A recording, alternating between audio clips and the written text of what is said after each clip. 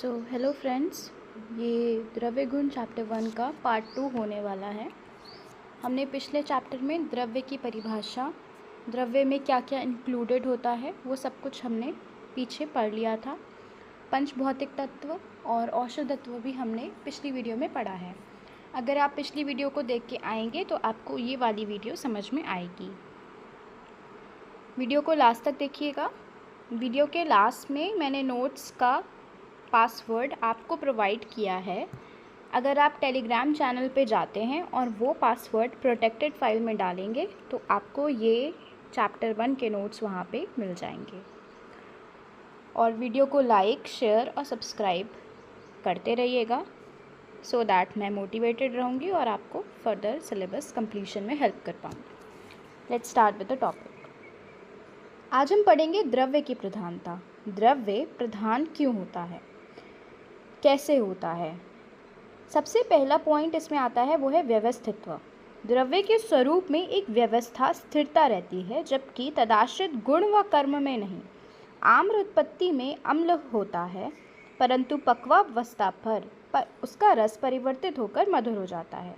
जैसे आम कच्चा जो होता है वो अम्ल होता है, पकने पे वो मधुर हो जाता है, पर अंत तक वो आम ही रहेगा, आम से बदल नहीं जाता। उसकी व्यवस्था जो है वो स्थिर रहती है। उसमें क्या होता है, स्थिरत्व होता है। उसमें क्या होता है, स्थिरत्व होता है। आम्र स्थिर रहता है, इसलिए द्रव्य क्या है, प्रधान है। द्रव्य बाकियों से प्रधान है। ओके, अब उसके बाद हम पढ़ेंगे नित्यत्व। सेकेंड रीज़न क्या है द्रव्य के प्रधान होने में, नित्यत्व। द्रव्य गुण कर्म की अपेक्षा नित्य होता है, क्योंकि काल, जल, वात आदि कारणों से गुण नष्ट हो जाते हैं, किंतु द्रव्य वहीं रहता है। इस प्रकार द्रव्य की पहचान होती है, नित्य वस्तु अनित्य वस्तु से प्रधान है।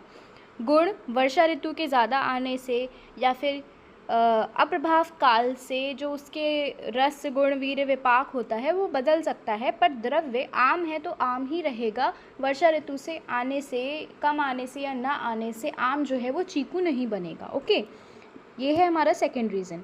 अब थर्ड रीज़न है स्वजात्यवस्थान। परिणाम होने पर भी द्रव्य अपने पार्थिवादी जाति में स्थिर रहने के कारण प्रधान है। दधि जैसे एग्जाम्पल है, दधि अपनी पार्थिवादी जाति में रहता है, जबकि उसका रस तरुणावस्था में मधुर व कालांतर में अम्ल हो जाता है। विद टाइम चीज़ों के रस जो हैं वो बदल जाते हैं, खराब होने से या फिर उसमें कुछ बैक्टीरियल चेंजेस होने से उसके रस बदल जाते हैं। फोर्थ रीज़न है पंच इंद्रिय ग्रहण। पांचों इंद्रियों के द्वारा ग्रहण किए जाने से द्रव्य प्रधान है। ओके, इसमें पांचों इंद्रियां होती हैं, इसलिए द्रव्य प्रधान है। आश्रयत्व, द्रव्य आश्रय है, वह रस आदि इसके आश्रित हैं। द्रव्य में ही रस, गुण, वीर्य, विपाक, प्रभाव आदि रहते हैं। उसी के अनुसार वो जो द्रव्य है वो आश्रयत्व है। आश्रित परतंत्र होने के कारण अप्रधान है, जबकि आश्रय स्वतंत्र होने के कारण स्वतंत्र है। वस्तुतः अकेला आश्रित्व ही द्रव्य को सर्वोपरि स्थान देने में समर्थ है। सिक्स्थ रीज़न है द्रव्य के प्रधान होने में आरंभ सामर्थ्य। चिकित्सकीय आदि कर्मों के आरंभ की योग्यता द्रव्य में होती है, किंतु रस आदि में नहीं।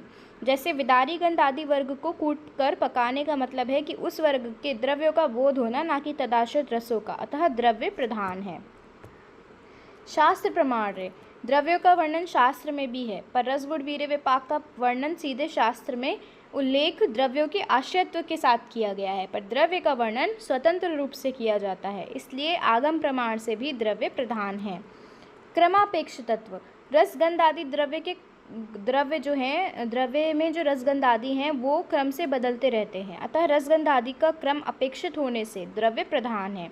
क्योंकि रसगंध आदि अपेक्षा अनुसार, अगर ज़्यादा ग्रीष्म ऋतु पड़ गई किसी साल तो जो रसगंध आदि हैं वो बदल जाते हैं, या फिर कालांतर में रसगुण, वीर्य, विपाक जो है वो बदल जाते हैं, पर जो द्रव्य होता है वो क्रम की अपेक्षा नहीं करता, वो वैसा ही स्थिर रहता है। एक देश साध्यत्व, द्रव्य के एक देश से भी रोगों की चिकित्सा की जाती है, परंतु रस आदि के देश से चिकित्सा नहीं होती, क्योंकि वह निरवयव होते हैं। जैसे महावृक्ष के छीर से गुल्म, शूल आदि रोग ठीक हो जाते हैं। अतः विभिन्न अंगों के प्रयोग बाहुल्य से द्रव्य प्रधान है। हम उसका पंचावयव यूज़ करते हैं, पर रस गुण वीर्य विपाक के कोई पंच अवयव नहीं होते हैं, इसलिए द्रव्य जो है वो प्रधान है। वो एक देश की अपेक्षा नहीं रखता, उसके अनेक देशों से हम उसको यूज़ कर सकते हैं। यहाँ पे देश से मतलब है अवयव।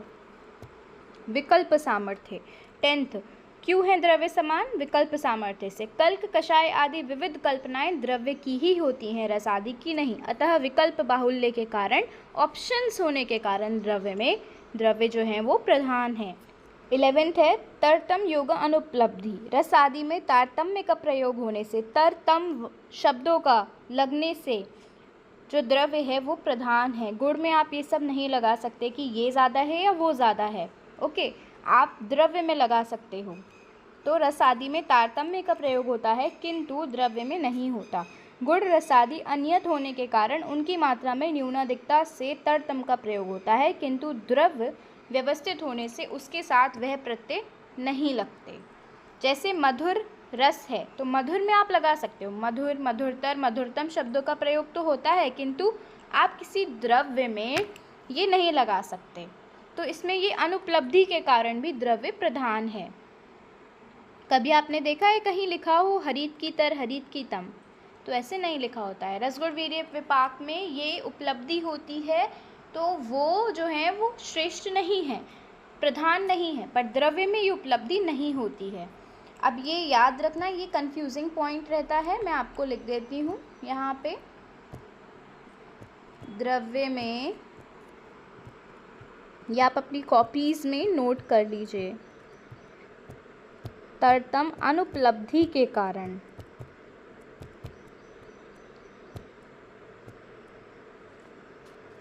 ओके, ये बहुत इम्पॉर्टेंट पॉइंट है। तरतम अनुपलब्धि से द्रव्य जो है वो क्या है? प्रधान है। ओके, ये बहुत इम्पॉर्टेंट है। अब नेक्स्ट पे जाते हैं हम। प्रतिघात सामर्थ्य। व्हाट इज प्रतिघात सामर्थ्य?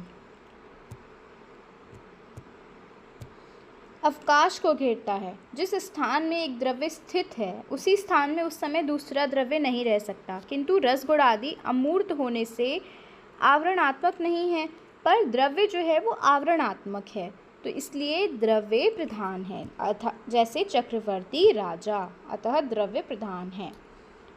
सभी युक्तियों में आश्रयत्व सर्वप्रधान है। अब हमने जितनी भी युक्तियाँ पीछे पढ़ी, हमने 12 युक्तियाँ पढ़ी। कितनी पढ़ी? 12 युक्तियाँ हमने पढ़ी। उन सब में से कौन सी युक्ति प्रधान हुई? आश्रयत्व, कि वो जगह को घेरता है, इसलिए द्रव्य प्रधान है। ओके, तो द्रव्य की प्रधानता किससे सिद्ध हुई? श्रेष्ठता कौन सी युक्ति से? आश्रयत्व से। तो इस चीज़ को याद रखिएगा। अब हम पढ़ते हैं द्रव्य का वर्गीकरण, क्लासिफिकेशन ऑफ द्रव्यास। कार्य कारण भेद से द्रव्य 2 प्रकार के हैं, एक तो कारण द्रव्य और एक कार्य द्रव्य। कारण द्रव्य में आपने फर्स्ट प्रॉफ में ये वाला श्लोक पढ़ा है, इम्पॉर्टेंट है, इसको याद कर लीजिएगा। खादी ने आत्मा मनः कालो दिशच्च द्रव्य संग्रह। सृष्टि के मौलिक तत्व जिनसे सभी द्रव्य उत्पन्न होते हैं वो कारण द्रव्य होते हैं। ठीक है, अब कार्य द्रव्य, ये कारण द्रव्यों से उत्पन्न होते हैं, जैसे घट, पट, गोधूम, गुडुचि आदि। ओके, देन चेतन अचेतन भेद से, फर्स्ट क्लासिफिकेशन कार्य कारण भेद से, सेकंड चेतन अचेतन भेद से। चेतन द्रव्य क्या होते हैं? इसका श्लोक याद कर लीजिएगा। सा इंद्रियम चेतनम द्रव्यम निरिंद्रियम अचेतनम। चेतन द्रव्य उसे कहते हैं जिसमें चेतना धातु का निवास होता है। जैसे ये 2 प्रकार के होते हैं, बहिरंश चेतन और अंतःस्थ चेतन। बहिरंश चेतन को जांगम कहते हैं, अंतःस्थ चेतन को औद्भिद कहते हैं। जिसे चेतना की अभिव्यक्ति नहीं होती वो क्या है?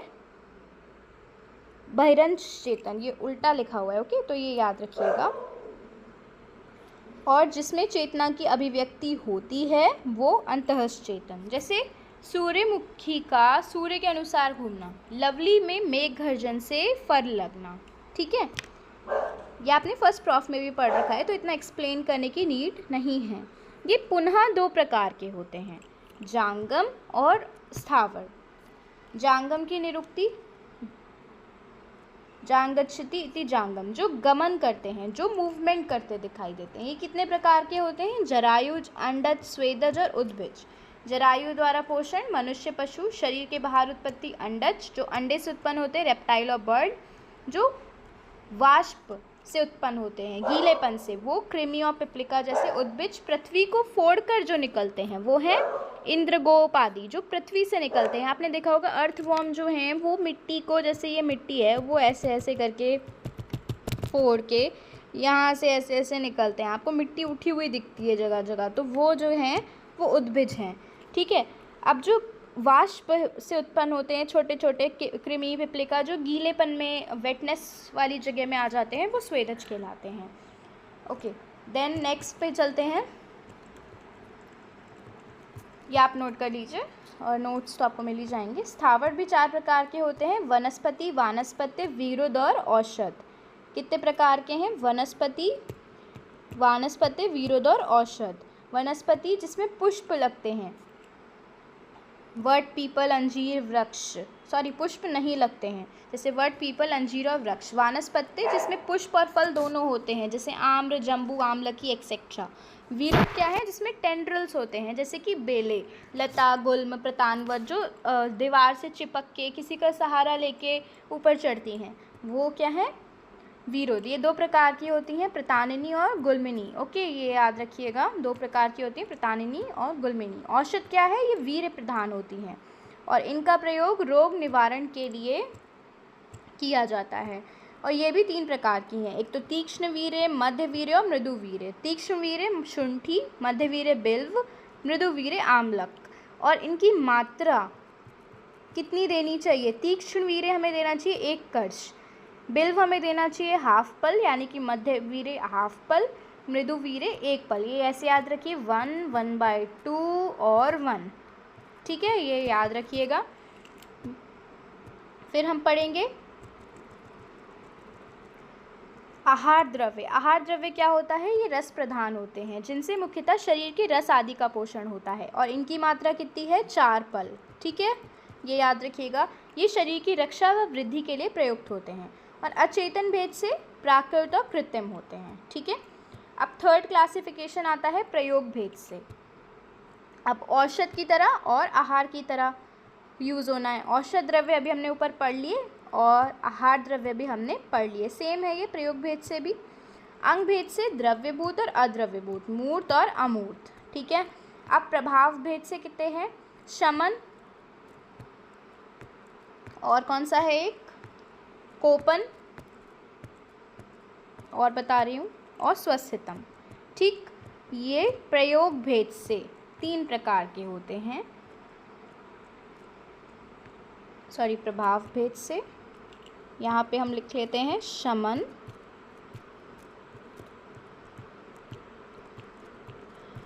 कोपन और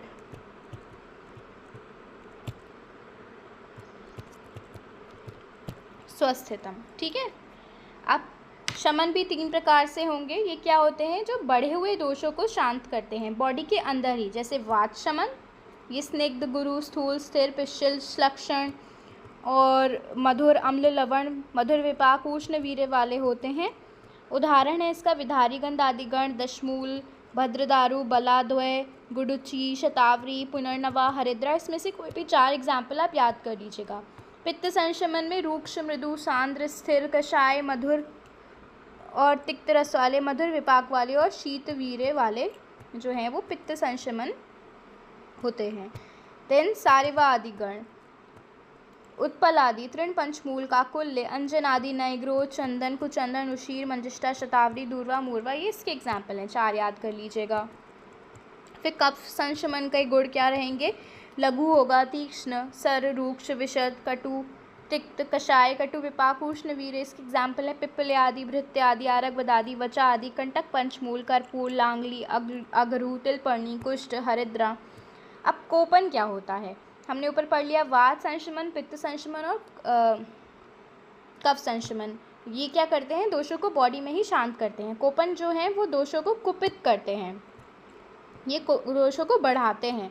मतलब हमने पित्त दोष बढ़ाए तो पित्त पित्तवर्धक आहार दे दिया तो जो है वो दोषों को बढ़ा देंगे, कोपन हो जाएगा। तो वात कोपन, अब जैसे वात कोपन है तो वात में हमने इस प्रकार का आहार दिया। अब आप देखिए ये वो ही सब गुण हैं जो वात के होते हैं, उससे क्या होगा, वात दोष ऑलरेडी बढ़ा हुआ है। ओके, अब आपने वातवर्धक कुछ दे दिया तो उससे दोष और बढ़ जाएगा। ये क्या हुआ, ये हुआ कोपन। ठीक है, गॉट इट। अब इसके बाद इसमें शीतवीर्य हो, विष्ठंभी हो, खर, कटु, तिक्त, कषाय रस वाला हो तो क्या होता है, वात कोपन। इसके उदाहरण जैसे शुष्क शाक, शुष्क मांस, मुदक, मसूर, आड़की, चड़क, कलाई, निष्पाव, तृणधान्य, बिस, शालूक, जाम्बव आपने दे दिया। पित्त कोपन का भी सेम कंसेप्ट रहेगा कि पित्त को बढ़ाने वाला आहार दे दिया आपने, ये पित्त के गुण यहाँ पे लिखे हुए हैं और आपने पित्त को बढ़ाने वाला आहार दे दिया। इसका उदाहरण हमें दिया हुआ है तिल, तेल, कुलत, सरसा, पतसी, दधी, तक्र, सुरा आदि। ठीक है, फिर कफ कोपन में भी यही कंसेप्ट लगेगा, कफवर्धक आहार आपने दिया और उससे, ये कफवर्धक आहार के एग्जाम्पल हैं या ये कफ के गुण हैं, आपने ये सब दे दिया इन लोगों को तो इनसे कफ का जो है वो कोपन हो जाएगा। और ये कफ कोपन के एग्जाम्पल्स रहेंगे। कफ कोपन के बाद हम पढ़ेंगे स्वस्थ हित द्रव्य। स्वस्थ हित द्रव्य क्या होता है, जो दोषों को समावस्था में बनाए रखे, यानी कि जो हमें रोज़ लेने चाहिए, जो हमारे दोषों को स्वास्थ्य पूर्वक अच्छा करे। तो इसमें क्या हो सकता है, स्वास्थ्य रक्षण द्रव्य, धातु वृद्धि करने वाले जो हमारी आयु को बढ़ाएं और जो जरा व्याधि में किया जाता है, तो वो द्रव्य जो हैं वो स्वस्थ द्रव्य कहलाते हैं। जैसे रक्तशाली, मुदक, अंतरिक्ष जल, सैंधव, गोघृत, गोदुग्ध, श्रृंगवेर, मृद्विका, शर्करा, दाड़िम, आमलक। इसके एग्जाम्पल्स याद रखिएगा, यूज़फुल रहेंगे। अब इसके बाद हम देखते हैं योनि भेद से। योनि भेद से जांगम, औद्भिद और भौम। ठीक है, भौम दो प्रकार के, जांगम औद्भिद हम ऊपर डिस्क्राइब कर चुके हैं, पीछे जाके आप देख सकते हैं। कृत्रिम और प्राकृत, ये भौम के प्रकार हैं जो कृत्रिम विधि से, जो आर्टिफिशियली बनाए जाते हैं, जैसे लवणाक्षार। और जो प्राकृतावस्था में भूमि से निकलते हैं, जैसे मिनरल्स, लौह, अभ्रक आदि। वीर्य भेद से दो प्रकार के, शीत वीर्य और उष्ण वीर्य, ये आचार्य चरक ने बताया है। और 8 वीर्य भी आचार्य चरक ने बताए हैं। ये द्विविध, ये वीर्य वाले चैप्टर में हम पढ़ेंगे, द्विविध वीर्यवाद कहलाता है। और ये अष्टविध वीर्यवाद कहलाता है। ओके, ये हम वीर्य वाले चैप्टर में डिटेल में पढ़ेंगे। शीत वीर्य जो नेचर से शीत होते हैं और उष्ण वीर्य जो नेचर से उष्ण होते हैं, गर्म होते हैं। ठीक है, उष्ण वीर्य जो पित्तवर्धक होंगे, शीत वीर्य जो पित्त को शांत करेंगे। ओके, अब इसके बाद हम देखेंगे अगला कंसेप्ट वीर्य के बाद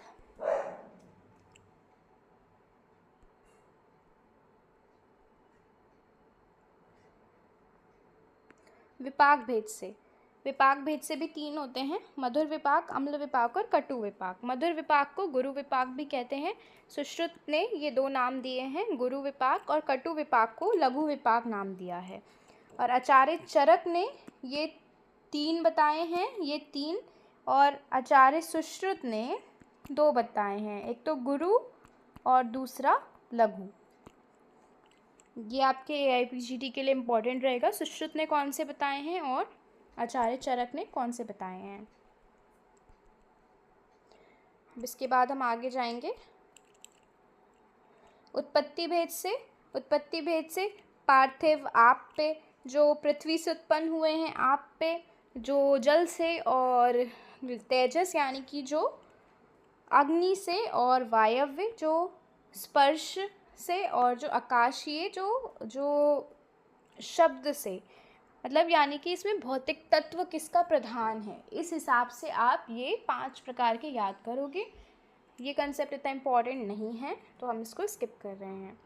रस भेद से जितने रस हैं उतने प्रकार से ये द्रव्य होंगे, जैसे मधुर स्कंद में जीवक, रिष्पक, काकोली, क्षीर काकोली आदि। ये इम्पॉर्टेंट है, ये एग्जाम्पल्स याद रखिएगा। अम्ल स्कंद में हृदय, महाकषाय, सुरा, मदिरा, मधु, दधी आदि। लवण स्कंद सैंधव, सौवर्चल, काल, विट, सामुद्र, रोमक, पाट्यक और पांशज। कटुक स्कंद में पिपली, पिपली मूल, चव्य, चित्रक, क्षार, मूत्र आदि। तिक्त में केरा, तिक्त, मोरवा, गुडुचि, पटोल, हरिद्रा। अगर आपको तीनों आचार्य के अनुसार याद हो जाएं तो वेरी गुड, नहीं याद होते हैं तो आचार्य चरक के अनुसार तो याद करना ही करना है। कषाय स्कंद, प्रियंगु, खदिर, अर्जुन, विभिदक आदि। मैंने सारे आचार्यों के अकॉर्डिंग इसलिए लिखा है क्योंकि AIPGT में आचार्य के अनुसार वर्ग पूछा जाता है। वर्ग किसका कौन सा है, कौन से आचार्य ने बताया, ये आपको पता होना चाहिए। पर from exam point of view आप यूनिवर्सिटी एग्जाम्स के अकॉर्डिंग देख रहे हैं तो आपको सिर्फ 4 एग्जाम्पल याद करने हैं आचार्य चरक के अनुसार, या फिर आप सुश्रुत के अनुसार भी लिख सकते हैं, बट मोस्टली आपको चरक के अनुसार ही लिखना है। संक्षेप कारण द्रव्य विभाजन। अब मैंने ये टेबल जो आपको पीछे पूरा एक्सप्लेन किया वो यहाँ पे टेबलेट की फॉर्म में दिया हुआ है। आप इसको अपने फ़ोन में स्क्रीनशॉट लेके फॉर रिवीजन पर्पस रख सकते हो, ठीक है। वही है कारण कार्य द्रव्य, देन फर्दर डिवीजन चेतन अचेतन, चेतन अंतश्चेतन बहिरंश चेतन, फिर इसका ये फर्दर डिवीजन और ये वाला डिवीजन, देन ये ओके।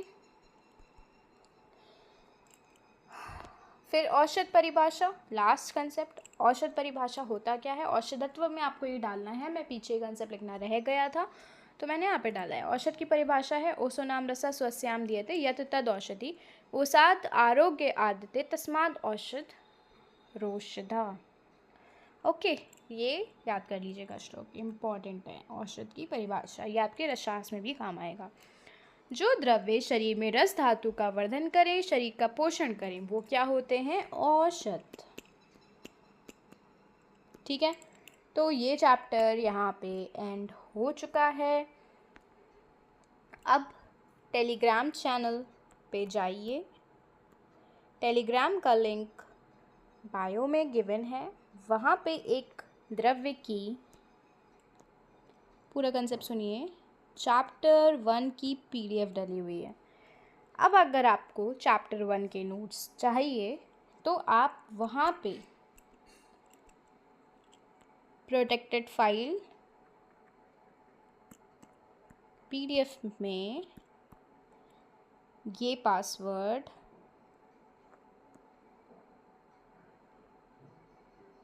डाल दीजिएगा, आपकी वो PDF खुल जाएगी और आप उसे डाउनलोड कर पाएंगे।